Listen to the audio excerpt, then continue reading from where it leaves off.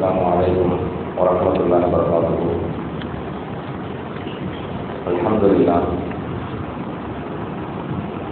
نحمده ونستعينه ونستغفره ونؤمن به ونتوكل عليه ونعوذ بالله من شرور أنفسنا ومن سيئات أعمالنا من يهده الله فلا مضل له ومن يضلل فلا هادي له وأشهد أن لا إله إلا الله وحده لا شريك له وأشهد أن سيدنا مولانا محمدا عبده ورسوله. أما بعد فقد قال الله تعالى في القرآن العظيم وفي القرآن المجيد بعد أعوذ بالله من الشيطان الرجيم بفضل بسم الله الرحمن الرحيم قل لا أسألكم عليه أجرا إلا المودة في القربى صدق الله العلي العظيم. وقال نبينا محمد صلى الله عليه وسلم أذكركم الله في أهل بيتي صدق رسول الله صلى الله عليه وسلم. எல்லாம் வல்ல அல்லாஹ்வின் ரஹ்மத்தும் மக்ஃபிரத்தும் நம் அனைவரின் மீதும் வந்து சேரட்டுமா. நாம் வாழும் காலமெல்லாம் அல்லாஹ்வுக்கும் அல்லாஹ்வுடைய தூதர் இறுதி தூதர் முஹம்மது ரசூலுல்லாஹி ஸல்லல்லாஹு அலைஹி வஸல்லம் அவர்களுக்கும் முழுமையாக கட்டுப்பட்டு வாழ வேண்டும், ஈமானோடும் இறை அச்சத்தோடும் வாழ வேண்டும் என்று ஆரம்பமாக எனக்கும் உங்களுக்கும் வசியத்து செய்கிறேன். கண்ணியத்திற்குரிய அல்லாஹ்வின் நல்லடியார்களே, இன்று தராவீஹ் தொழுகை ஓதப்பட இருக்கின்ற வசனத்தை அல்லாஹ் சுப்ஹானஹு வ தஆலா மாணவி ரசூலுல்லாஹி ஸல்லல்லாஹு அலைஹி வஸல்லம் அவர்களுடைய குடும்பத்தார்களை நேசிப்பதை கட்டாய கடமை என்று ஒரு வசனத்தை இறக்கியிருக்கின்றான். பெருமானார் ரசூலுல்லாஹி ஸல்லல்லாஹு அலைஹி வஸல்லம் அவர்களுடைய குடும்பத்தார்களை நேசிப்பது ஈமானுடைய மிக முக்கியமான ஒரு பகுதியை கட்டுப்பட்டது. நாளைக்கு மறுமையில் சொர்க்கத்திற்கு அழைத்து செல்லக்கூடிய மிக முக்கியமான ஒரு கொள்கை பெருமானார் ஸல்லல்லாஹு அலைஹி வஸல்லம் குடும்பத்தார்களை நேசிப்பது. கணிதத்திற்குரிய அல்லாஹ்வின் நல்லடியார்களே, ரசூலுல்லாஹி ஸல்லல்லாஹு அலைஹி வஸல்லம் அவர்கள் ஒரு சமயம் மக்காவுக்கும் மதீனாவுக்கும் இடையில் உள்ள ஒரு இடம் கும் என்ற ஒரு இடம், அந்த இடத்தில் வைத்து ஒரு உரை நிகழ்த்துகிறார்கள். அந்த உரையிலே ரசூலுல்லாஹி ஸல்லல்லாஹு அலைஹி வஸல்லம் சொல்றாங்க, ஆன தாரை பூசிக்கும் சட்டலை, நான் உங்களுக்கு இரண்டு கனமான மதிப்பிற்குரிய விஷயத்தை விட்டு கேட்கிறேன். சொல்றாங்க, அவ்வளவுமா கிதாபுல்லா, அதில் முதலாவது அல்லாஹ்வுடைய வேதம், மிக முக்கியமான ரொம்ப கண்ணியமான ரொம்ப வெயிட்டான ஒரு பொருள். ஃபீஹி அல்-ஹுதா வன்-நூர், அந்த அல்லாஹ்வுடைய வேதத்திலே நேர்வழி இருக்கிறது, ஒளி இருக்கிறது. பெருமான தலங்கள் சொல்றாங்க, வஹுதூபி கிதாபில்லா வஸ்தம்சிகுபி, அல்லாஹ்வுடைய வேதத்தை நீங்கள் பற்றி பிடியுங்கள், அதன் பிறகு வாழ்க்கையை அமைத்துக் கொள்ளுங்கள். ஒன்று. ரெண்டாவது பெருமானார் தலங்கள் சொல்றாங்க, இரண்டு விஷயத்தை விட்டு செல்கிறேன் என்று சொன்ன பொழுது அகல் பேசி, இரண்டாவது என்னுடைய குடும்பம். குடும்பத்தை சொல்கின்ற பொழுது பெருமானார் தலங்கள் சொல்றாங்க, உதக்கிருக்கும் வாகத்தை அகல் பேசி, என்னுடைய குடும்பத்தார்களுடைய கண்ணியத்தை பேணும் விஷயத்தில் நான் உங்களை அல்லாஹ்வை நினைவூட்டுகின்றேன். இதை 3 முறை சொல்கிறார்கள். என்னுடைய குடும்பத்தார்களுடைய கண்ணியத்தை நேசத்தை பேணுகிற விஷயத்திலே நான் உங்களுக்கு அல்லாஹ்வை நினைவூட்டுகின்றேன், அல்லாஹ்வை நினைவூட்டுகின்றேன். நான் சொல்லுகிறது அபி முஸ்லிம் சரிப்படி பதிக்கப்பட்டிருக்கிறது. அப்போ பெருமானார் ஸல்லல்லாஹு அலைஹி வஸல்லம் இந்த உம்மத்திற்கு தெளிவுபடுத்துகின்ற பொழுது நபி ஸல்லல்லாஹு அலைஹி வஸல்லம் குடும்பத்தார்கள் மிக மிக கண்ணியமானவர்கள், நேசிக்கப்பட வேண்டியவர்கள், அந்த விஷயத்தில் அல்லாஹ்வை அஞ்சிக் கொள்ள வேண்டும், அல்லாஹ்வை எப்பொழுதுமே நினைவில் வைத்துக் கொள்ள வேண்டும் பெருமானாருடைய குடும்பத்தார்கள் விஷயத்தில் என்பதை ஸல்லல்லாஹு அலைஹி வஸல்லம் அவர்கள் இந்த உம்மத்திற்கு பதியளிக்கிறார்கள். இதில் முக்கியமாக ஒரு 3 விஷயத்தை கவனிக்க வேண்டும். பெருமானார் ஸல்லல்லாஹு குடும்பத்தார்கள் விஷயத்திலே ஸல்லல்லாஹு அலைஹி வஸல்லம் அவர்கள் ஏராளமான ஹதீஸ்களை பதிவு செய்கிறாங்க, நிறைய செய்திகள். அந்த குடும்பத்தார்கள் விஷயத்தில் இன்றைக்கு மக்கள் எப்படி பிரிந்து கிடக்கிறார்கள் என்றால் 3 விதமாக இருக்கிறார்கள். அதில் ஒன்றாவது, நபி ஸல்லல்லாஹு அலைஹி வஸல்லம் குடும்பத்தார்களை முற்றிலுமாக வெறுத்தல். அது ஒரு கூட்டம். அந்த கூட்டத்துக்கு பேர் நாசிபியா அப்படின்ட்டு வரலாற்றில் பதிவாகிறது. 72 கூட்டம் இஸ்லாத்தை விட்டு விலகி செல்லும் சொல்றாங்க. அதில் ஒரு கூட்டம் நாசிபியா. நபி ஸல்லல்லாஹு அலைஹி வஸல்லம் குடும்பத்தார்களை முற்றிலுமாக வெறுக்கக்கூடிய கூட்டம். இன்னொரு கூட்டம் இருக்கிறது. அவர்கள் நபி ஸல்லல்லாஹு அலைஹி வஸல்லம் குடும்பத்தார்களை நேசிக்கிறோம் என்கிற பெயரில் வரம்பு மீறி செல்வது, ஷரியத்தினுடைய வரம்பை மீறி செல்வது. இது ஒரு குரு. இந்த கூட்டத்திற்கு இஸ்லாமிய வரலாற்றுகளை பதிவு செய்கிற பொழுது ஷியா அப்படின்னு சொல்லி அதுக்கு பெயரிடப்படுகிறது. இரண்டாவது குரு. மூணாவது, மாணவி ரசூலுல்லாஹி குடும்பத்தார்களை நேசிக்கிற விஷயத்தில் நடுநிலையாக இருப்பது. அல்லாஹ்வும் அல்லாஹ்வுடைய தூதரும் ஸல்லல்லாஹு அவர்கள் என்ன சொன்னார்களோ அதன் அடிப்படையில் அவர்களை நேசிப்பது. இந்த நேசத்தை ஹதீஸ்களை அறிஞர்கள் குர்ஆன் விரிவாக விளக்கம் தருகின்ற பொழுது அஹ்லுஸ் சுன்னத் வல் ஜமாஅத் என்கிற பெயர் குறிப்பிடப்படுகிறது. குர்ஆனும் ஹதீஸும் மாணவி அவர்களிடமிருந்து இந்த மார்க்கத்தை பயின்ற சஹாபாக்கள் மக்கள் மார்க்கத்தை எப்படி விளங்கினார்களோ போதித்தார்களோ அதன் பிரகாரம் வாழ்க்கை. இது மூன்று விதமாக இருக்கிறாங்க. ரசூலுல்லாஹி ஸல்லல்லாஹு அலைஹி வஸல்லம் அவருடைய குடும்பத்தார் நேசிக்கிற விஷயத்துல நாம் நடுநிலையாக இருக்க வேண்டும். நபியுடைய குடும்பத்தார்கள் முதல்ல யாரு? விரிவான விளக்கம் சாத்தா சுருக்கமாக சொல்கின்றேன். ஸல்லல்லாஹு அலைஹி வஸல்லம் மனைவி உம்மு ஸலமா ரலியல்லாஹு அன்ஹா சொல்கிறார்கள், நான் என் வீட்டில் பெருமானார் ஸல்லல்லாஹு அலைஹி வஸல்லம் அவர்கள் தங்கியிருக்கின்ற அந்த நேரத்தில் அல்லாஹ் ஒரு ஆயத்தை இறக்குகிறான். இன்னமா யுரீதுல்லாஹு லியுذஹிப அன்கும் الرجس أهل البيت ويطهركم تطهيرا என்கிற அந்த ஆயத் சூரத்துல் அஹ்ஸாபுல 33வது ஆயத் 22வது ஜுஸ். அதில் அல்லாஹ் இந்த ஆயத்தை இறக்குறான். இந்த ஆயத்தை எங்கே வச்சு இறங்குறதுன்னு கேட்டால் ஸல்லல்லாஹு மனைவி உம்மு ஸலமா ரலியல்லாஹு அன்ஹா இல்லத்தில் வச்சு இறங்குகிறது. இந்த ஆயத்தினுடைய பொருள் என்ன? அல்லாஹ் தஆலா நபியினுடைய குடும்பத்தார்களிலிருந்து அழுக்கை பாவத்தை போக்க நாடுகின்றான். அந்த நபியின் குடும்பத்தார்களை அல்லாஹ் தஆலா தூய்மைப்படுத்த நாடுகின்றான் என்று அல்லாஹ் குர்ஆன்ல சொல்கிறான். அப்ப இந்த ஆயத்தில் நபியினுடைய குடும்பத்தார்கள் தூய்மையானவர்கள், பாவக்கரைகளிலிருந்து அல்லாஹ் தஆலா அவர்களை பாதுகாத்திருக்கின்றான் என்கிற அந்த கருத்தில் இந்த வசனம் அமைகிறது. இந்த வசனம் இறங்குகிற பொழுது நபியினுடைய குடும்பத்தார்களை பற்றி நேரடியாக அல்லாஹ் பேசுகிற வசனம். இப்படி இறங்குகின்ற பொழுது பெருமானார் ஸல்லல்லாஹு அலைஹி வஸல்லம் தன்னுடைய குடும்பத்தார்கள் யார் என்பதை அடையாளப்படுத்துவதற்காக உடனே என்ன பண்றாங்க அப்படின்னா, அலி ரலியல்லாஹு அன்ஹு, அதே போன்று ஃபாத்திமா ரலியல்லாஹு அன்ஹா, ஹசன் ஹுசைன் ரலியல்லாஹு அன்ஹுமா, இவர்கள் அழைக்க சொல்லி ஆரம்பிக்கிறாங்க. இந்த 4 பேர்களும் நபி ஸல்லல்லாஹு அலைஹி வஸல்லம் அவர்களை சந்திக்க வருகின்றார்கள். அப்படி வருகின்ற பொழுது பெருமானார் ஸல்லல்லாஹு அலைஹி வஸல்லம் ஹாவுலாஹி அஹ்லு பைத்தி, இவர்கள் எல்லோரும் என்னுடைய குடும்பத்தார்கள் என்று பெருமானார் ஸல்லல்லாஹு சொல்றாங்க. ஹாத்திமிலே பதிவு செய்யப்பட்ட ஹதீஸ் ஆதாரபூர்வமான ஹதீஸ். அப்ப நபி ஸல்லல்லாஹு அலைஹி குடும்பத்தார்கள் யார் என்று அடையாளப்படுத்தப்படுகிறது. விரிவான விளக்கம் சுருக்கமாக சொல்கிறேன். அதே போன்று பெருமானார் ஸல்லல்லாஹு நசப்பு வம்சம் அழிந்து விடாது, அது கியாமத் வரைக்கும் தொடரும். உலகத்தில் மிகப்பெரிய ஒரு அதாவது மறுமையிலும் தொடரும். மறுமையிலும் கூட இப்போ எப்படி கேட்டீங்கன்னா, எவ்வளவு எப்படி மறுபடியும் நாகி உம்மிஹி வாபிஹி வசாஹிபத்திஹி வபனி அப்படின்னு குர்ஆன்ல அல்லாஹ் ஒரு ஆயத்தை சொல்றோம். என்ன கியாமத்தினால என்ன நடக்கும்? ஒவ்வொரு மனிதனுமே தனது தந்தையை பார்த்து தாயை கண்டு விரண்டு விடுகிறான், மனைவி மக்களை கண்டு விரண்டு விடுகிறான், சகோதரனை கண்டு விரண்டு விடுகிறான், பயந்து ஓடலாம். நபியுடைய குடும்பம் விதிவிலக்கு. நபிசாதிகள் குடும்பம் அந்த மாதிரி இருக்காது. அவர்களுக்கு எந்த அச்சமும் கிடையாது, பயமும் கிடையாது. அவர்கள் யாரையும் பார்த்து ஓட வேண்டிய அவசியம் இல்லை. அவ்வளவு தூய்மையான ஒரு படைப்பாக நசப வம்சத்தை எல்லாம் வச்சிருக்கிறான். மாணவி சிலாபுரி நசபை பொறுத்த வரைக்கும் கியாமத்து வரைக்கும் அந்த ஃபாத்திமா ரலியல்லாஹு அன்ஹா அவர்கள் வழியாக இந்த உலகத்தில் வம்சம் தொடர்ந்துதான் இருக்குது. கியாமத்து நாளுடைய அடையாளமே மகதி அலைஹிஸ்ஸலாம் வருவாங்கன்னு ஹதீஸ் சொல்லுது. மகதி அலைஹிஸ்ஸலாம் யார் அப்படின்னு கேட்டீங்கன்னா, நபிசல்லாஹு பரம்பரையில் வருவது, நபியினுடைய பரம்பரை, கியாமத்து நாளுடைய அடையாளம். அவர் இந்த உம்மத்தில் மக்களிடத்தில் மீதமான ஆட்சியை செய்வார். ரசூலுல்லாஹி ஸல்லல்லாஹு அலைஹி சொல்றாங்க. பல்வேறு ஹதீஸ்கள் வருகிறது, ஆதாரபூர்வமான ஹதீஸ் நிறைய வருது. அப்போ ஸல்லல்லாஹு அலைஹி வஸல்லம் நசபு, அந்த வம்சம் வழி தொடர்ந்து அது கியாமத் வரைக்கும் தொடரும் என்பதை நம்ம புரிய முடிகிறது. ஒன்று. அடுத்து மாணவி ஸல்லல்லாஹு அலைஹி வஸல்லம் அவர்கள் இன்னொரு விஷயத்தை உணர்த்துறாங்க. என்ன உணர்த்துறாங்க அப்படின்னு சொன்னா, நபியினுடைய குடும்பத்தை நேசிப்பது கட்டாயம் கடமை. ஏன்னா இன்னைக்கு தராவியில் ஓதுற ஒரு வசனம் இருக்குது, குல்லா அக்கலுக்கும் அலை அஜிரன் இல்லல் மபர்கத்தின் கூறுபாடு.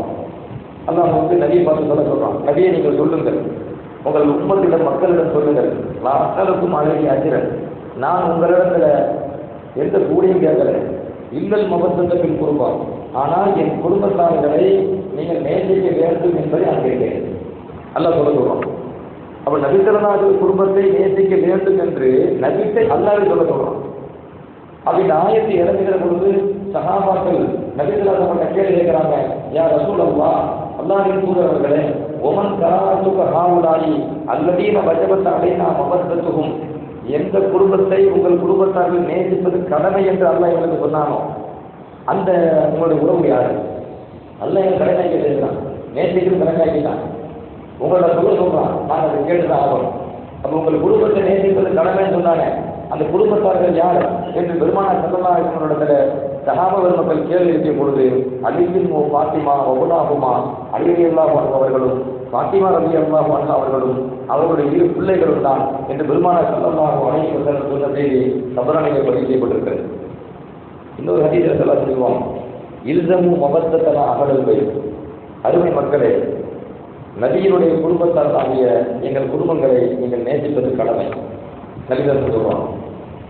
ஏன்னா நாளைக்கு மறுமையில யார் அல்லாஹ்வை சந்திக்கின்றார்களோ, எந்த நிலையில ஒவ்வொரு எவர்துனா அவர்கள் நபியையும் நபியினுடைய குடும்பத்தார்களையும் நேசித்த நிலையில், நாளைக்கு மறுமையில் யார் அல்லாஹ்வை சந்திக்கின்றார்களோ தஹல் ஜன்னத்தை ஷஃபாஅத்தினா, அவர்கள் எங்களுடைய வழிமுறையின் மூலமாக ஷஃபாஅத்தின் மூலமாக சொர்க்கத்துக்கு சென்று விடுவார்கள். நபிகள் சொல்றாங்க. அப்ப நாளைக்கு மறுமையில் சொர்க்கம் கிடைப்பதற்கு ரொம்ப அவசியம் எதுவாகிறது? நபித்தரனாக குடும்பத்தார்கள் நேசிப்பது. அடுத்த சிலர் சொல்றாங்க, ஒல்லதை நப்சீதியதி, என்னுடைய உயிர் யாருடைய ஆதிக்கத்தில் இருக்கிறதோ அல்லாஹ் மீது சத்தியம் என்று சொல்கிறேன், லா யன்ஃபஉ அபதன் அமலுஹு இல்லா பிமாரிஃபத்தி ஹக்கினா, உலகத்தில் எந்த ஒரு அடியானும் அவன் அமல் செய்தால் அந்த அமல் அவனுக்கு பயனளிக்காது. எப்போ பயனளிக்கும் என்றால் நபியினுடைய குடும்பத்தார்களின் கண்ணியத்தை அவர்கள் அறிந்தால்தான். நபிசல்லாஹு குடும்பத்தாருடைய கண்ணியத்தை அறிய வேண்டும் என்று பெருமானார் ஸல்லல்லாஹு சொல்றாங்க. அதை அறிந்தவர்கள் மதிப்பு உள்ளத்தில் அந்த மதிப்பு இருந்தால் மட்டும்தான் செய்கிற அமலுக்கு நாளைக்கு மறுமையில பயன். எனக்கு கட்டாய கடமை ஆக்கியிருக்கான். ஈமானுடைய ஒரு பகுதி அதனால் நான் சொல்ல வரேன். மாணவி தலைமாநில அதிகம் சொல்லுவாங்க, நீங்கள் அல்லாஹ்வை நேசியுங்கள், அகிப்பூர்வம், நீங்கள் அல்லாஹ்வை நேசியுங்கள். ஏன் அல்லாஹ்வை நேசிக்க வேண்டும்? அவன் உங்களுக்கு செஞ்ச ஞாபகத்துக்கு கொஞ்சம் லட்சம் கிடையாது. என்ன முடியுமா? இறைவன் நமக்கு தந்த ஞாபகத்தை என்ன முடியாதுங்க, ஒன்றுமே இல்லை. இறைவன் தந்த ஞாபகத்தை தெரியும்னு சொன்னா பரவலாக கூட்டில் சுற்றிட்டு வந்தால் போதும். அல்லாஹ் நமக்கு கொடுத்த ஆரோக்கியம் இருக்கு பார்த்தீங்களா, அது பெரிய ஞாபகத்து. அதை தெரியறதுக்கு ஹாஸ்பிட்டலுக்கு பார்த்து வந்துட்டா போதும். எவ்வளோ மனிதன் எவ்வளோ கஷ்டப்படுறாங்கன்னு தெரிஞ்சுங்க, எத்தனை லட்சங்கள் செலவழிக்கிறாங்கன்னு தெரிஞ்சிடும். எல்லாம் பாதுகாக்கணும். பெரும் நோய்கள் இருந்து எல்லாம் பாதுகாக்கணும். மருத்துவமனை வாழ்க்கையிலிருந்து எல்லாம் பாதுகாக்கணும் எல்லாத்தையும். அப்போ பெரிய ஞாபகத்தெல்லாம் நமக்கு தந்திருக்கிறான். அதுதான் எல்லாரும் சொல்றாங்க, அல்லாஹ் உங்களுக்கு தந்த ஞாபகத்துக்காக நீங்க அல்லாஹ் நேசிங்க. அடுத்து சொல்றாங்க, அஹிப்பூனி குப்பில்லாம், என்னையும் நீங்கள் நேசிக்க வேண்டும். எப்போ அல்லாஹ் நேசிக்கிறதா என்ன நேசிங்க. அடுத்து சொல்றாங்க, அஹிப்பூ அகல குப்பி, நீங்க என்ன நேசிக்கிறதா என் குடும்பத்தாரை நேசிக்கிறதா. அப்படி ஈமான் புரிஞ்சு அவங்களுக்கு அல்லாஹ் நேசிக்கிறது, நபித்தரத்தை நேசிக்கிறது, குடும்பத்தார்கள் நேசிக்கிறது எல்லாம் ஒரு ரவுண்டு ஒரு சுற்று வருது. நம்ம ஞாபகத்துக்காக அல்லாஹ் நேசிக்கணும், அல்லாவுடைய நேசம் இருந்தால் நபியை நேசிக்கணும், நபியினுடைய நேசம் இருந்தால் நபியுடைய குடும்பத்தார்கள் நேசிக்கணும். நபிதாசன் சொல்றாங்க, கிருமியில பதிவு செய்யப்பட்டிருக்கு, ஹாக்கிகளை பதிவு செய்யப்பட்டிருக்கிறது, தவறானியில பதிவு செய்யப்பட்டிருக்கிறது, ஆதாரபூர்வமான நபி. அப்ப எந்த அளவுக்கு அது ஈமானோட தொடர்புடையதாக இருக்குது. அதே போல இதையும் எச்சரிக்கிறாங்க. எதை எச்சரிக்கிறாங்கன்னா, சனாதன குடும்பத்தார்களை வெறுக்கிறது அது குஃப்ருடைய அடையாளம். நாளைக்கு அது நரகத்தினுடைய தண்டனை பெற்று சொல்லுவோம். சலாம் எச்சரிக்கை செய்யறாங்க. அதிகம் சொல்றாங்க, மண் அபுகலனா அகல் பைத்தி போகும் முனாஃபிக்கும், யார் எங்களுடைய குடும்பத்தார்களை வெறுக்கின்றார்களோ, சலாம் சொல்றாங்க, யார் எங்களுடைய குடும்பத்தார்களை வெறுக்கின்றார்களோ அவர்கள் முனாஃபிக் அப்படிங்கிறாங்க. நயவஞ்சகன், அவனோட ஈமான் இல்லைங்கிறான். அது ஈமானுக்கு பாதிப்படுதான். அப்ப ஈமானுடைய முக்கியமான ஒரு பகுதி நபிசாவுடைய குடும்பத்தார்கள் நேசிப்பது. அகமது இமாம் பதிவு செய்யறாங்க இந்த அதிகத்தை. இப்னு அப்பாஸ் ரலியல்லாஹு அன்ஹு சொல்லுவாங்க, ரசூலுல்லாஹி ஸல்லல்லாஹு அலைஹி வஸல்லம் ஒரு மனிதன் காபால ஹரம் ஷரீஃப்ல அந்த ருக்குன் இருக்கா இல்லையா, ஹஜ்ர் அஸ்வத் கல்லு, அங்க மகாம் இப்ராஹிம் இருக்கா இல்லையா அந்த இடம், அந்த இடத்துக்கு மத்தியில் அவர் நின்று ரொம்ப நேரம் வணங்குறார். நபிசார் சொல்றார், அந்த இடத்தில் நின்று அவர் வணங்குகிறார். நல்ல வணங்கிக் கொள்ளுங்கள். காபாவிலே ஹரம் ஷரீஃப்ல தொழுவது பல நன்மைகளை பெற்று தரக்கூடியது. அதிலும் குறிப்பாக மக்காமி இப்ராஹிம் பக்கத்தில் வைத்து நின்று தொழுவது அதிக சிறப்பு. குர்ஆன் அல்லாஹ் சொல்றான், வத்தகிது மக்காமி இப்ராஹிம், இப்ராஹிம் அலைஹிஸ்ஸலாமுடைய அந்த மக்காமை வந்து நீங்கள் தொழுவிடமாக ஆக்கி கொள்ளுங்கள் அல்லாஹ் குர்ஆன்ல சொல்றான். அப்போ குர்ஆன்லயே அல்லாஹ் சொல்றான் அப்படின்னு சொன்னா ஹரம் ஷரீஃபுக்கு ஒரு சிறப்பு இருக்குது. அதுல மக்காமி இப்ராஹிம் அலைஹிஸ்ஸலாம் அந்த காபாவை கிட்ட அடையாளம் பாதுகாக்கப்படுதா இல்லையா? அந்த மக்காமி இப்ராஹிம் பக்கத்தில் வைத்திருந்த தொழுது அதிக சிறப்பு. அந்த நபித்தராஜ் சொல்றாங்க, அந்த இடத்தில் இருந்து ஒரு மனிதன் தொழுதாலும் ஒரு சாம அவன் அதிகம் நோன்பு நோற்றாலும் சும்மா லக்கி அல்லாஹ் முன்னுரிமையில் அகடி வைத்தி முகமது ஸல்லல்லாஹு அலைஹி வஸல்லம் இவ்வளவு வணக்கங்கள் செய்த பிறகும் இவன் நபியினுடைய குடும்பத்தார்களை வெறுத்த நிலையில் அல்லாஹ்வை சந்தித்தான் தகலன் நரகத்திற்கு தான் செல்லுவான். எவ்வளவு தெளிவாக பெருமான சிறந்த எச்சரிக்கையாக ஹாக்கிம்ல பதிவு செய்யப்பட்ட நபி, தபுரானில பதிவு செய்யப்பட்ட நபி, ஆதாரபூர்வமான நபி. அப்ப ஈமான் வந்து முழுமை அடைய வேண்டும் என்றால், நம்முடைய வணக்க வழிபாடுகள் அனைத்துமே பயனுள்ளதாக ஆக வேண்டும் என்றால், நாளைக்கு சொர்க்கத்திற்கு செல்ல வேண்டும் என்கிற ஆசை இருக்குமே. ஆனால் நபி ஸல்லல்லாஹு அலைஹி வஸல்லம் சொல்கிறார்கள், நேசியுங்கள் அப்படிங்கிறார். இன்னொரு இடத்துல சத்தியம் என்று சொல்றாங்க, வல்லதி நப்சி பியதி, என்னுடைய உயிர் யாருடைய ஆதிக்கத்தில் இருக்கிறதோ அல்லாஹ்வுக்கு சத்தியம் என்று சொல்கிறேன், என்னுடைய குடும்பத்தார்களை யார் வெறுத்தாலும் இல்லா அதுசரல்லாஹு அன்னார், வெறுக்கக்கூடியவர்களை அல்லாஹ் நரகத்தில் தான் அனுப்புவான். எவ்வளவு தெளிவான எச்சரிக்கை, தெளிவான எச்சரிக்கைங்க. அப்போ நேசிப்பது கடமை அல்லாஹ் குர்ஆன்ல சொல்றான், நபிகள் கடமை சொல்றாங்க, நேசிச்சா சொர்க்கம்ங்கிறாங்க, நேசித்தா அவருடைய அமல்கள் வந்து முழுமை அடையும் அப்படிங்கிறாங்க. அப்படின்னு சொன்னா எந்த அளவுக்கு மாணவி ஸல்லல்லாஹு அலைஹி வஸல்லம் அவர்கள் அந்த குடும்பத்தார்கள் நேசிக்க சொல்றாங்க, நம்ம எவ்வளவு கவனமா இருக்கணும். நபியுடைய குடும்பத்தார்கள்ல ஹசன் ஹுசைன் ரலியல்லாஹு அன்ஹுமா நபி ஸல்லல்லாஹு அலைஹி வஸல்லம் அவர்கள் அதிகம் நேசித்த பேர பிள்ளை, ரொம்ப அதிகம் நேசித்தாங்க மாணவி ரசூலுல்லாஹி ஸல்லல்லாஹு அலைஹி வஸல்லம். அந்த ஹசன் ஹுசைன் ரலியல்லாஹு அன்ஹுமா அவங்க வாழ்க்கை வரலாற்றை எழுந்து பார்த்தீங்கன்னா முழுக்க முழுக்க பெருமான ஸல்லல்லாஹு அலைஹி வஸல்லம் அவர்களை பின்பற்றி வாழ்ந்த ஒரு பிள்ளை, பேர பிள்ளை. இப்போ ஹசன் ரலியல்லாஹு அன்ஹு அவங்க வந்து ரமலான் மாதம் 15 அந்த நேரத்தில் தான் அவங்க பிறக்கிறாங்க. கரெக்டாக பாதியில் பிறக்கிறாங்க. ஹிஜ்ரி 3ஆம் ஆண்டு மதீனாவில் இருந்து ஹசன் ரலியல்லாஹு அன்ஹு அவர்கள் பிறக்கிறார்கள். பிறப்பதற்கு முன்னாடி ஒரு சஹாபி பெண்மணி உம்முல் ஃபத்ல் ரலியல்லாஹு அன்ஹா ஒரு பெண்மணி. இவங்க யார் அப்படின்னு கேட்டீங்கன்னா நபிக்கு சொல்லலாம். அப்பாஸ் ரலியல்லாஹு அன்ஹு இல்லையா, நபியுடைய சட்டம். அப்பாஸ் ரலியல்லாஹு அன்ஹு அவனுடைய மனைவி. இப்னு அப்பாஸ் ரலியல்லாஹு அன்ஹு இல்லையா, அவனுடைய தாயார். உம்முல் ஃபத்ல் ரலியல்லாஹு அன்ஹா நபியுடைய நெருங்கிய புறம். அவங்க ஒரு சமயம் மாணவி ஸல்லல்லாஹு அலைஹி வஸல்லம் பார்க்க வராங்க. பார்க்க வருகின்ற பொழுது கொஞ்சம் கவலையோடு இருக்கிறாங்க. அப்போ நபிகாரன் என்னன்னு கேட்கிறாங்க, இன்னி ராயத்து கொடுமன் முன்கரன் அல்லையா, நபி அவர்களே நான் நேற்று நைட்டு கனவு கண்டேன், ரொம்ப ரொம்ப நான் வெறுக்கிற மாதிரி கனவு கண்டேன், அது பயங்கரமான கனவு. அப்போ நபிகாரன் கேட்குறாங்க, என்ன கனவு கண்டீங்க? இப்போ சொல்றாங்க, ராய்ப்பு காரண உருவம் நீங்கள் ஆதாயத்தை வைத்து உங்களுடைய உடம்புல உள்ள ஒரு சதை கொண்டு வெட்டப்பட்டு அது என் வீட்டில் என் மடியில் கிடக்கிற மாதிரி நான் கண்டேன். நபிகளாருடைய உடம்புல உள்ள சதை வெட்டுறதை யாரும் விரும்புவாங்களா? யாரும் விரும்ப மாட்டாங்க. இன்னும் சொல்ல போனால் சில சகாபாக்கள் புகையில் ரலியல்லாஹு போன்ற சகாபாக்கள், அந்த சகாபாக்கள்லாம் மரணத்தை அந்த எதிரிகள் மரண தண்டனை கொடுக்கும்போது கொடூரமாக கொலை செய்கின்ற போது அவங்கள கேட்கப்படுது. மரத்தில் கட்டி வச்சு கேட்குறாங்க, ஈட்டி அம்பு எழுதி வச்ச தயாராக வச்சிருக்கிறாங்க, உடம்பை தள்ளதையாக வைக்கிறாங்க. அப்போ அந்த நேரத்தில் புகைப்படத்தை காட்ட அந்த காட்சிகள் கேட்குறாங்க, இப்போ நீ இருக்கிற இந்த இடத்துல உங்கள் தூதர் முகமது நிப்பாட்டுறத விரும்புவியா? விரும்புகிறேன்னு சொல்லி உயிரோட போயிருந்தாங்க. அப்போ புகைப்படத்தில் சொல்கிறாங்க, அது எப்படி விரும்புவேன்?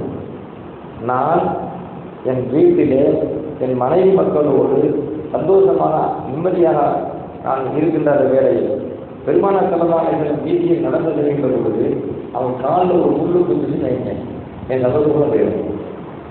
நான் மனைவி மக்களை திரும்பி பேசிக்கிட்டு இருக்கிறேன், சந்தோஷமாக இருக்கேன்னு வச்சுக்குவோம்.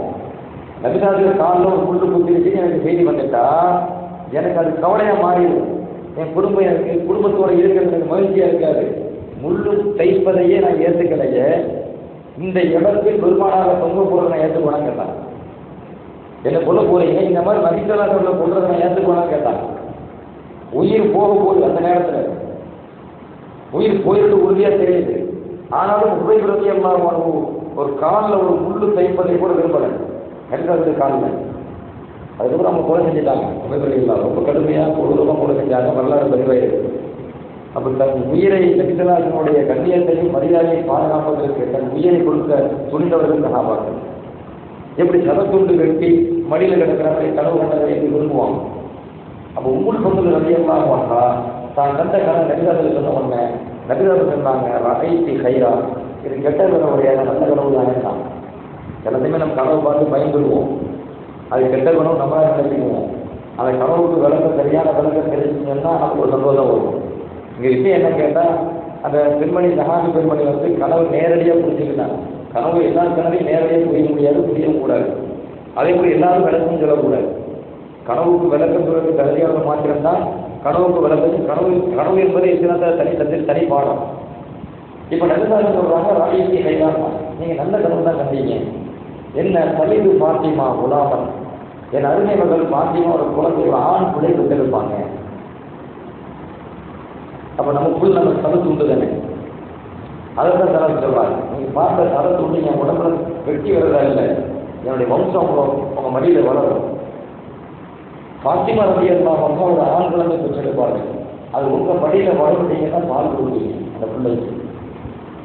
அதே போல ஹசன் ரவி அல்லா அது அவங்க பெற்றெடுக்கப்படுகிறார்கள். பாத்திமா ரவி அல்லா ஹசன்லாம் பெற்றெடுக்கிறாங்க. அந்த ஹசன் ரவி அல்லா உம்முல் பதுல் ரவி அல்லா அவங்களுடைய மடியில் வளர்க்கிறார்கள். பெருமானார் ரசூலுல்லாஹி ஸல்லல்லாஹு அலைஹி வஸல்லம் அவர்களுடைய அந்த கனவுக்கு விளக்கம் அதுதான், அந்த பெண்மணிக்கு சொன்ன விளக்கம். இப்போ இந்த ஹசன் ரலியல்லாஹு அன்ஹு வளர்றாங்க இல்லையா, திருபிராயத்திலிருந்து மாணவி ஸல்லல்லாஹு அலைஹி வஸல்லம் அவர்கள் ஹசன் ரலியல்லாஹு அவர்களை நேசித்த விதங்கள் ஹதீஸ்களில் ஏராளம். அதுபோன்று சஹாபா பெருமக்களும் ஹசன் ஹுசைன் ரலியல்லாஹு அவர்களை மதித்ததும் அவர்களை கண்ணியப்படுத்தியதும் அவர்கள் நேசித்ததுக்கான வரலாறும் ஏராளம். நபிகளாருடைய குணம் என்னவோ தோற்றமும் அந்த இரண்டு சஹாபாக்களுக்கும் இருக்கும். நபிகளாருடைய தோற்றம் அதே போல நபிகளாருடைய முழு குணமும் அந்த இரண்டு சஹாபாக்கள் இருக்கும். ஹசன் ஹுசைன் ரலியல்லாஹு அன்ஹு பொதுவாக நபிகளை பார்க்க என்ன கேட்டீங்கன்னா, வாரி வளர்க்கிற தன்மை நபிகளாருக்கு உண்டு. இல்லைன்னு சொல்லவே மாட்டாங்க. இல்லைன்னு வைக்கிறேன் அப்போ இல்லைன்னு சொல்ல மாட்டாங்க. என்ன சொல்லுவாங்க தெரியுமா, நம்மகிட்ட ஒரு ஆளுநர் கேட்கிறாரு, நம்மகிட்ட இல்லை என்ன சொல்லுவோம், இல்லை இருந்தாலும் இல்லை நடந்து வைக்கிறோம். அது இல்லைன்னு இல்லைன்னு சொல்ல போகிறோம். ஆனால் பெருமான காரணம் என்ன செய்வாங்க, இல்லைன்னு வைக்கிறேன் அப்போ இல்லைன்னு சொல்ல மாட்டாங்க. என்ன சொல்லுவாங்க, நாளைக்கு வாங்குவாங்க. அப்படி என்ன சொல்ல தரையில் இருக்கணும், பிறகு வாழ்ந்துருவாங்க. அப்போ தரையில் இருக்கணும். அப்போ எவ்வளோ அது அருமையான பண்பு பெருமானத்துடைய பண்பு. சகாபாக்களை விளக்கியிருக்கிறாங்க. சகாபாக்கள் வந்து நபிகளாரை பற்றி சொல்றதா இருந்தால் மாணவி அவர்களிடத்தில் யாராவது எதையாவது கேட்டால் இல்லை என்று சிலர் சொல்லவே மாட்டாங்க. புகாரில் பதிவாக இருக்குது நபிகளுடைய பண்பு. அது மீது ஒரு சம்பவத்தில் இடம்பெற்ற ஒரு செய்தி தான். அவர் வாரி வழங்கும் தன்மை யாருக்கு இருக்கிறது, பெருமான தன்மை இருக்குது. அந்த தன்மை எல்லாம் கொடுத்துருக்கிறான். அந்த குணம் அவனோட குடும்பத்தால் இருக்குது. ஹசன் ஹுசைன் ரலியல்லாஹு அன்ஹு அவங்ககிட்ட அந்த குணம் இருக்குது. ஹசன் ரலியல்லாஹு அன்ஹு அவங்க ஒரு சமயம் ஒரு மனிதரை பார்க்கிறார். அந்த மனிதர் துவா கேட்டு இருக்கிறார்.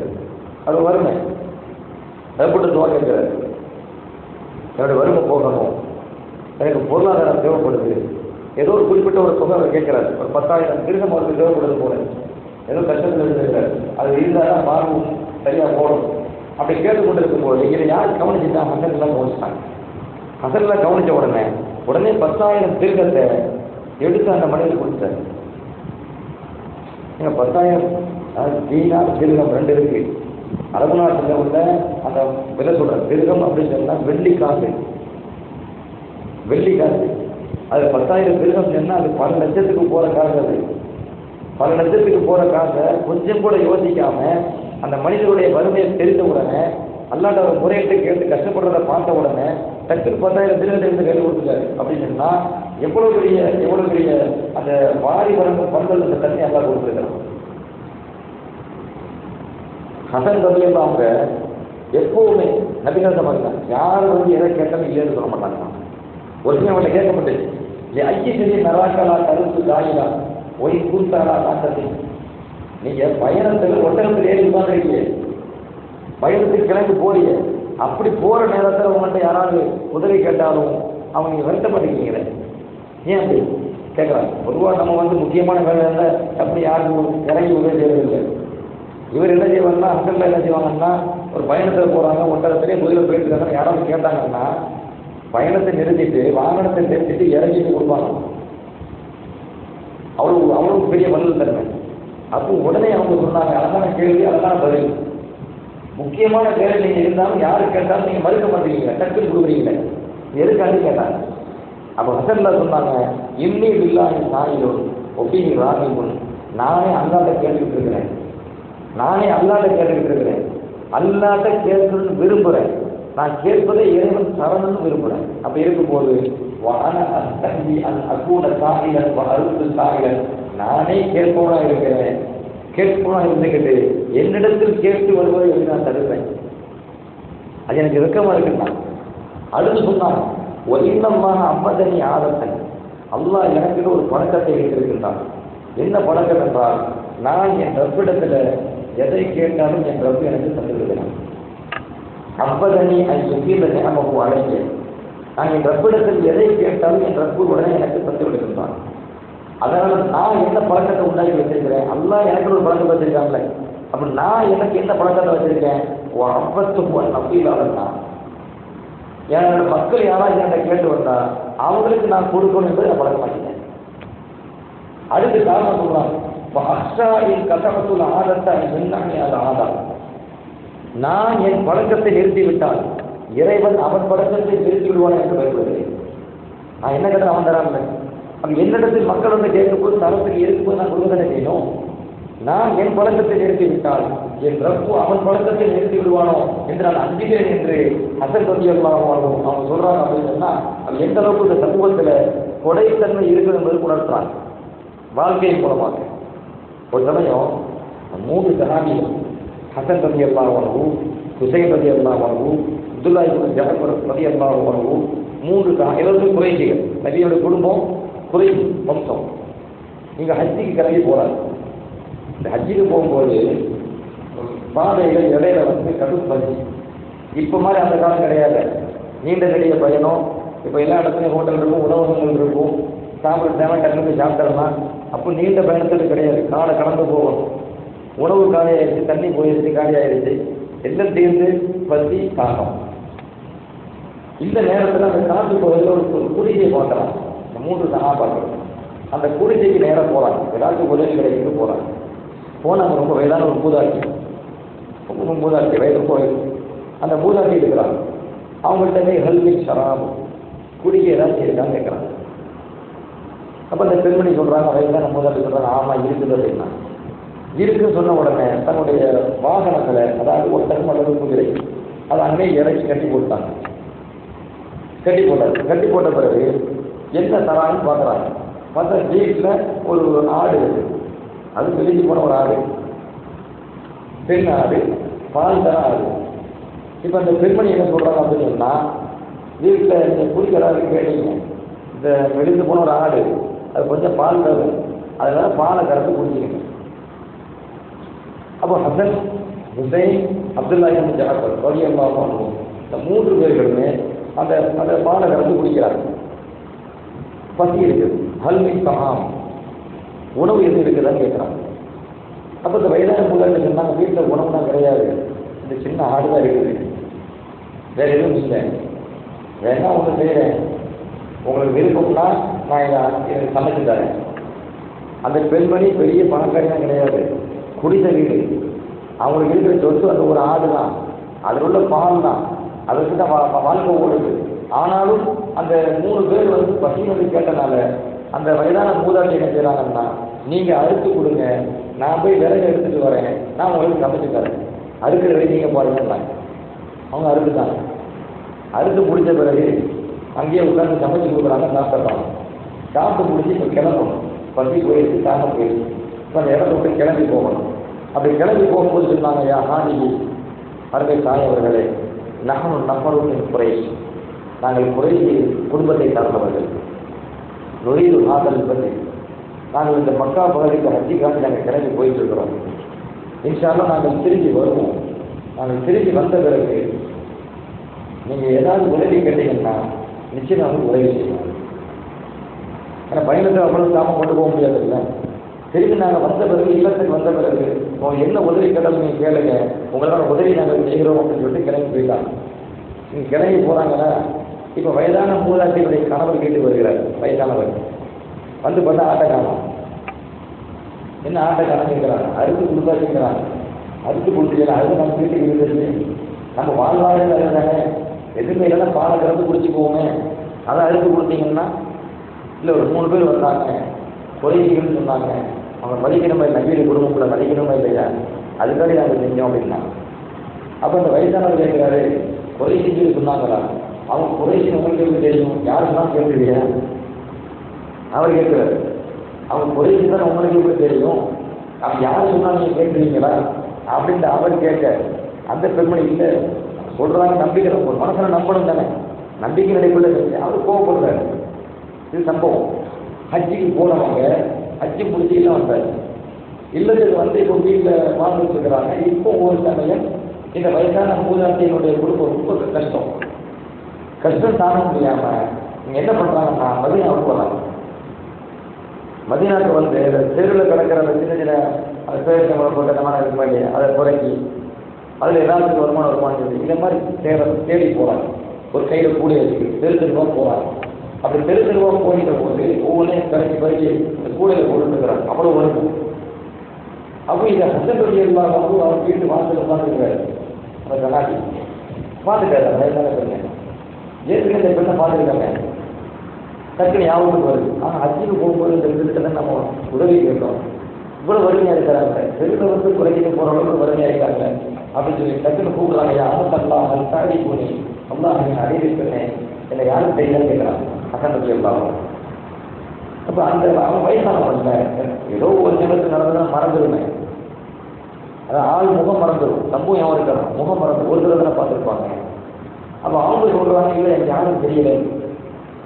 ஆனால் அகமது யூகிக்கு எவ்வளோ சனத்தக்கதா இல் மன்றில் அது புலான், நான் இந்த மாதத்தில் இந்த வருஷத்தில் இந்த இடத்துல உங்கள் வீட்டுக்கு வந்தேன், உங்கள் வீட்டோட விருதாரியை வந்தவன், எனக்கு விருந்து கொடுத்தீங்களே.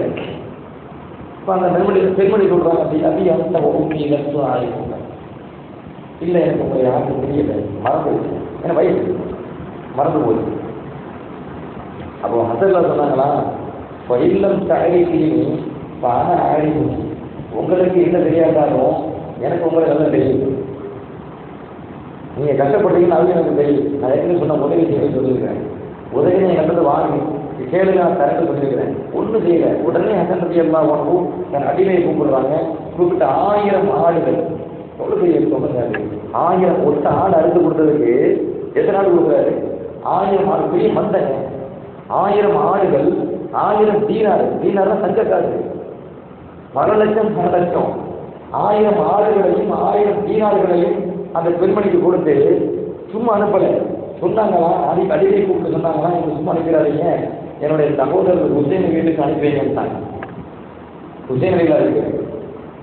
இப்போ அவங்க அடிமை என்ன செய்யறாரு, ஹுசேன்ல வீட்டுக்கு அனுப்பி வைக்கிறாங்க. அவங்க போகிறாங்க. போன உடனே அவங்களுக்கும் தெரியுது, இந்த மூதாட்டியை பார்த்த உடனே அடுத்து அவங்க கேட்குறாங்க, கம் பசல்மை அணி அல்ல மசல், என் சகோதரர் ஹசன் ரலியல்லாஹு அன்ஹு உங்களுக்கு எவ்வளோ சொன்னாங்க, எந்த அளவுக்கு கொடை கொடுத்துருக்கிறாங்க. அப்போ அவங்களோட செய்தி சொல்லப்படுது, 1000 ஆடு 1000 தீனார். உடனே ஹசன் ஹுசேன் எல்லாம் சொன்னாங்க, அப்போ அதே அளவுக்கு நானும் தரேன். அப்போ 1000 ஆடு 1000 தீனார், அவங்க மொத்தம் எத்தனை ஆயிடுச்சு? 2000 ஆடு 2000 தீனார் ஆகிடுச்சு. ஆயிடுச்சா? இப்போ ஹுசேனில் இருக்கும் உடனே நான் அப்துல்லாஹி இப்னு ஜஅஃபரை கூட்டு போங்கன்னாங்க. அங்கே அவனை கொடுங்க. இப்போ அந்த வயசான மூதாட்டி அங்கே கொண்டு அனுப்பிட்டாங்க. அங்கே அனுப்பி வச்சா இப்போ அப்துல்லாஹி இப்னு ஜஅஃபர் ரலியல்லாஹு அன்ஹு அவங்களும் பார்க்கணும்னு நினைக்கிட்டாங்க. இது அந்த மூதாட்டிலாம் வயசான பெண்ணு தாங்க.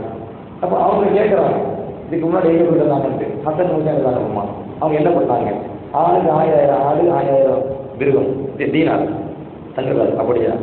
அப்போ சொன்னாங்களா, வல்லாஹி லவ் பதஅத்பி லஅஸஅப்துஹுமா, அல்லாஹ்வே சத்தியமா சொல்றேன், இந்த வயசான மூதாட்டி முதல்ல என்கிட்ட வந்திருந்தா நான் நிறைய கொடுத்துருப்பேன்.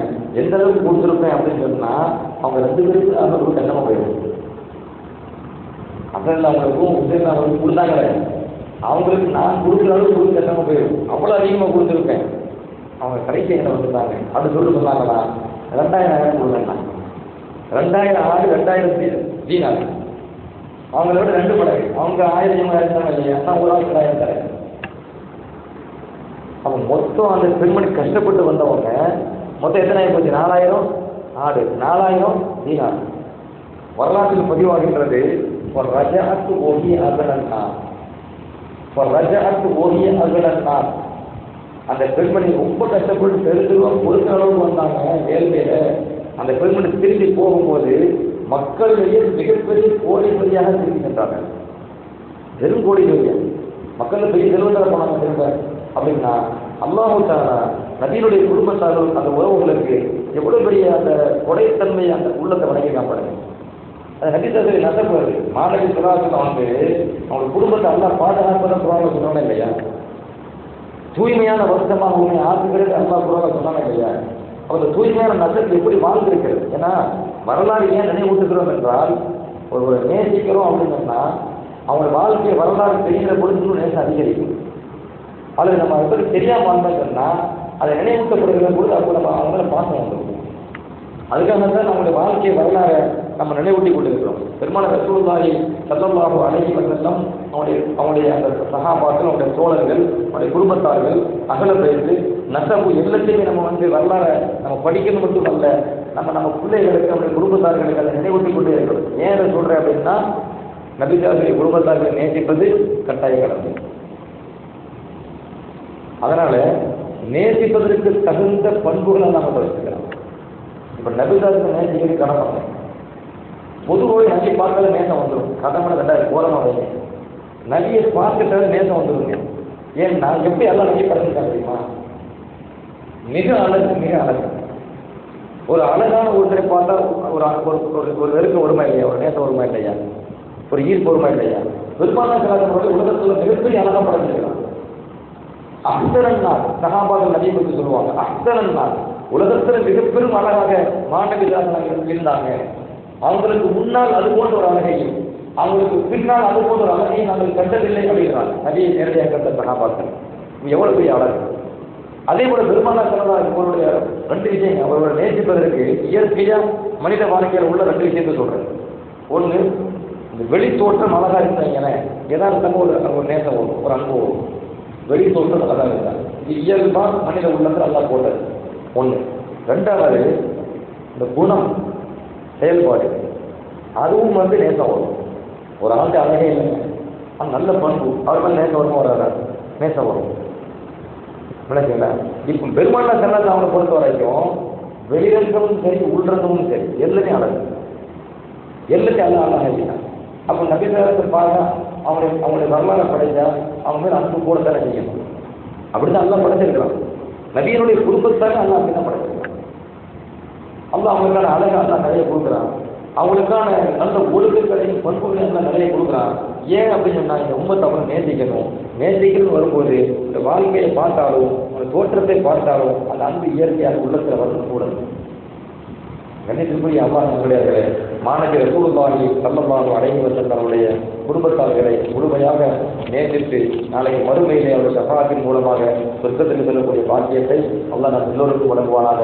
மாணவி ரசூலுல்லாஹி ஸல்லல்லாஹு அலைஹி வஸல்லம் அவர்கள் எவ்வாறு வாழ வேண்டும் என்று உத்தரவிட்டார்களோ, விரும்பினார்களோ அவ்வாறு வாழக்கூடிய நல்ல நசீபையும் அல்லாஹ்வுடைய தூதரும் எந்தெந்த காரியங்களை தடுத்தார்களோ வெறுத்தார்களோ அது போன்ற காரியங்களை விலகி நடக்கும் நற்பாக்கியத்தையும் நம் அனைவருக்கும் தந்து அருள்வானாக. வாஹிரு தஅவானா அல்ஹம்துலில்லாஹி ரப்பில் ஆலமீன். அஸ்ஸலாமு அலைக்கும் வரஹ்மத்துல்லாஹி.